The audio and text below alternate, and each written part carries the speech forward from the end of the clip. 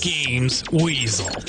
Now it's time to run down my 5 most anticipated games of 2010, assuming they don't all get delayed to 2011. First up, it's Lost Planet 2. As one of the first games to come out on the 360, this game absolutely floored me in terms of the arcade-style gameplay and visuals as you fought inside big mechs in a snowy landscape and shot lots of insects in the bum. This sequel takes place 10 years after the original story, and now all the ice has melted to reveal a jungle landscape. You can now customise your character, giving more of an RPG feel to the game, and play through the game in co-op mode online. You can expect to play this one in February. Also out for a February release, it's Heavy Rain. Much has been made of the very realistic tone of this game, and details about it are still scarce. We do know that it's going to revolve around 4 different characters and question the whole good and evil thing. It's also going to have a film noir look, some supernatural elements and quick time events to play through. Whether it's any good or not remains to be seen, but if anything it will be an interesting game to play whatever the outcome, so that's why it's in my list.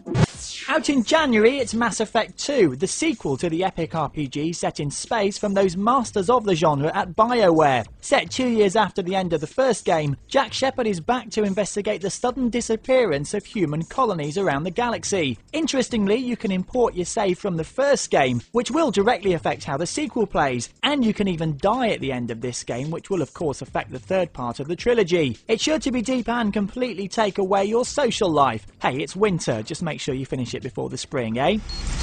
Now coming out in March, it's God of War 3. This will be the first game of the series on the PS3 and is sure to look absolutely stunning considering it already looked pretty tasty on the PS2. Kratos still needs to go to anger management and is once again waging war with the gods. Never a good idea. Of course he's using his Blades of Athena, his bow and his big fist gauntlets to smash everything up in his path, including solid objects of the scenery. This game is sure to be a slick action experience to give you blisters, and it's a must for anyone who owns a PS3. And to be released sometime in 2010, it's Super Mario Galaxy 2. Originally supposed to be a return to the planets visited in the last game, the game has changed direction and now features all new spherical 3D worlds and, apart from using the Bee-suit, completely new features and gameplay mechanics. Mario can now also ride Yoshi to swallow things and lay eggs, and the game may also include the Super Guide feature from New Super Mario Bros. Wii to help you if you get stuck. And that's good news too, as the game's supposed to be even harder than the already challenging original.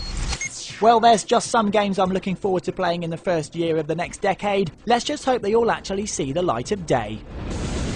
You've been watching a review from Games Weasel. If you want to get the show each week, which includes video game reviews, news, previews, competitions and special features, then head over to gamesweasel.com for our video podcast, Games Weasel TV.